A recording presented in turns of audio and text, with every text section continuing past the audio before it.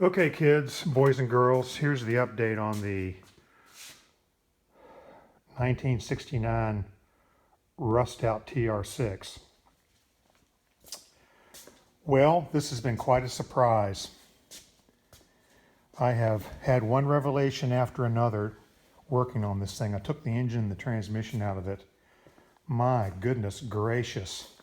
This thing shows 19,043 miles on it. You assume that's 119, right? The body's pretty rusty. I'll get to that in a minute. But the mechanicals, I just parted the transmission and motor on this thing. Look at the clutch.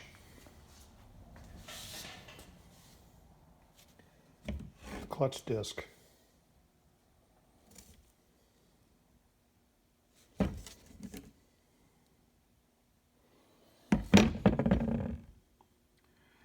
Not a mark on it. There's a little bit of oil on it, a little bit of, it's a little bit slippery, not much. The bolts didn't look like they'd ever had a nut on them. Look at the end of the drive shaft. I cleaned this up with diesel fuel. Half the paint's still on it, and the nut on the sliding end came off without tools. I bought a Pittsburgh engine stand. I'm very happy with it. I have good luck at Harbor Freight. I don't know about you guys. It has what I think is an original equipment fuel pump. The clutch master cleaned up with diesel fuel, nice and clean. A slight hone, it's okay. The distributor is perfect. The pads on the rocker arms, there's no detectable wear with the fingernail test. All the bolts came off without snapping. Everything on the carburetors was loose. The pistons are loose, the butterfly's loose. The nose on the starter. And look at this. The brass gland nut on the bottom of the overdrive. It doesn't look like it's ever seen a tool. There's no goo in the engine. There's no wear on the flywheel. It's an amazing situation. I'm wondering if this thing has 19 or 17 or whatever it is, 1,000 miles on it. Someone owned it in Ohio for 3 or 4 years, didn't drive it very much, drove it in the winter where the salt's bad, and then parked it, or it changed hands or whatever. I bought it 20 some years ago, and it was in just the state it's in right here. Just this kind of thing. Just this kind of thing. And the body is sort of interesting too. There's not a lot of rust in the places where you think there'd be rust. Now in that pinch flange, of course, there's rust, but if all the rust is above the pressings in the inner wing, then all that repair is flat. Look at this. Now, most all cars have that. But, this is pretty good. Look at the back here. I took the body seal off. Look at this.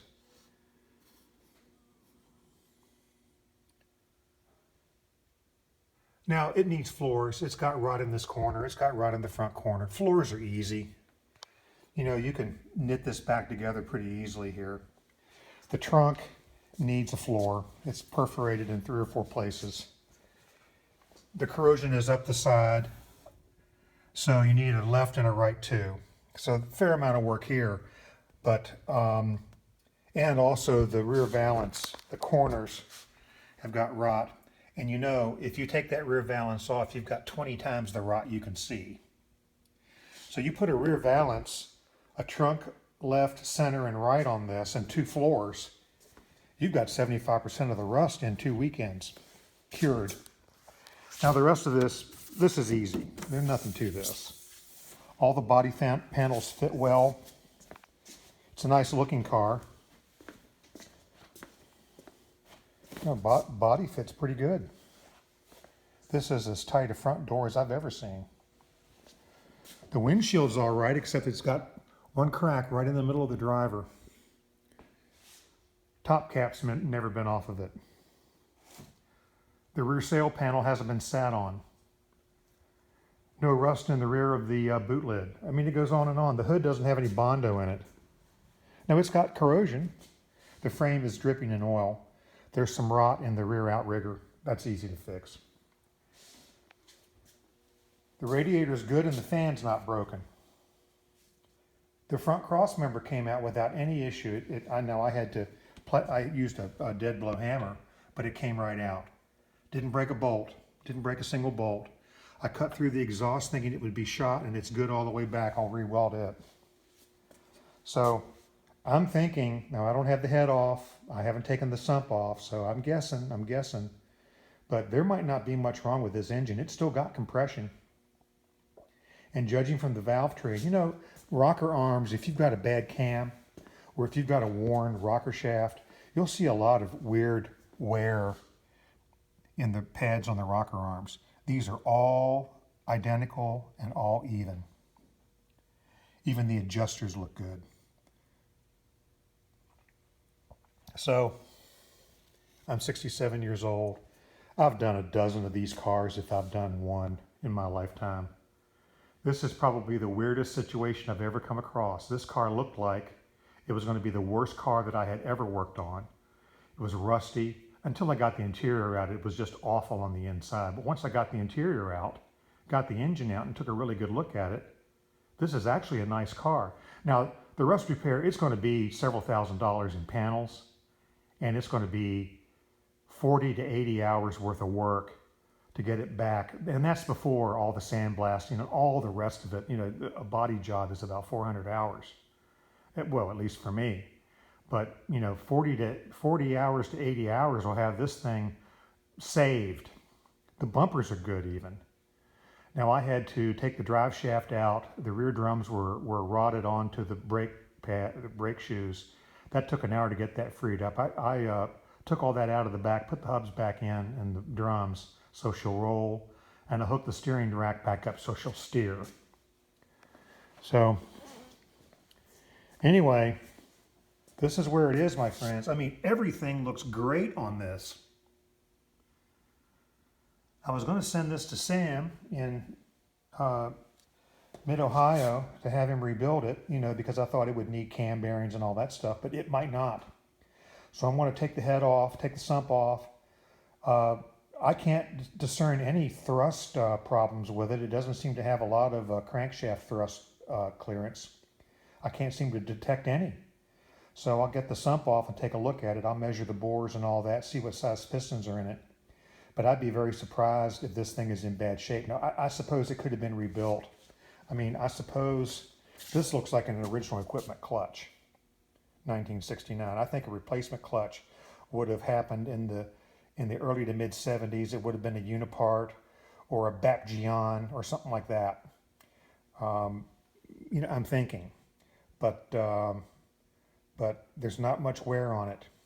And this clutch disc, this looks, I mean, other than it having some age on it, this looks pretty doggone good. And it doesn't rattle at all. No rattle.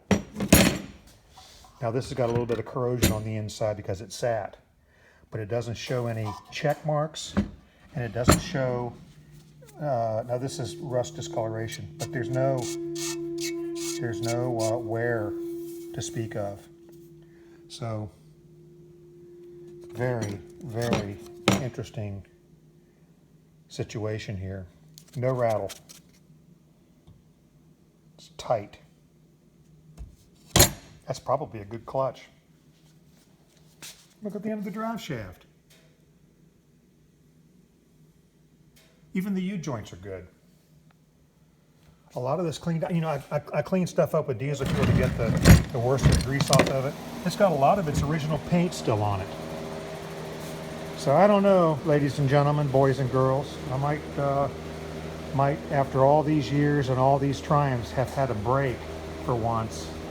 In exchange for having great mechanicals, I've got a body job to do. No, I don't know what the rear end's like. I didn't take it out. But it was my intention to rebuild this car mechanically into this body and frame. This is a 69 too, and these body numbers are very close. I've got a rebuilt, reinforced, and strengthened frame which is really nice.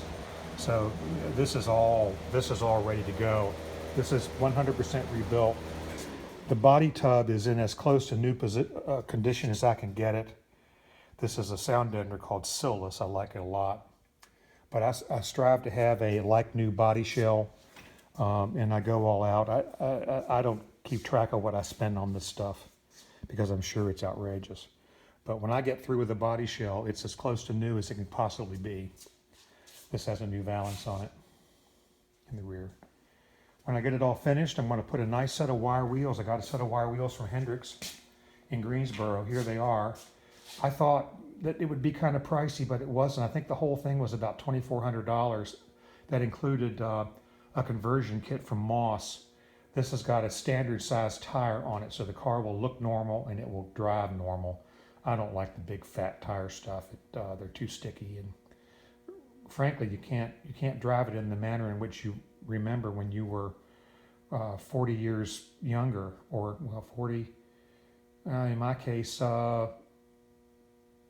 50 years younger. Anyway, so that's the good news, folks. That's the good news. I've had a Triumph in a state of disrepair in my garage or shop almost every day of my adult life. I'm 67. I've got this car, I've got this car, and I've got a red one that looks good, doesn't have a lot of rust in it, but it's 1.5 inches short on the driver's side. What I really ought to do, I ought to get a hold of Elon and say, look, how can we get this engine and transmission across the border?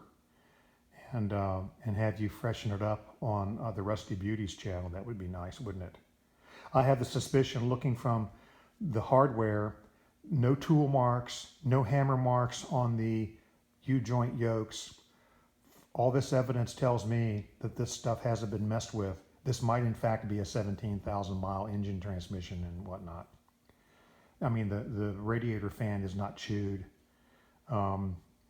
It's really something. I'm pleasantly surprised.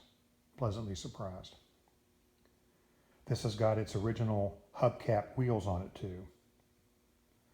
Anyway, kids, that's the report from Bath County, Virginia. Please know I love you all. I hope your projects are going well. I'll update you when I get this head and this sump off. See you later. Bye.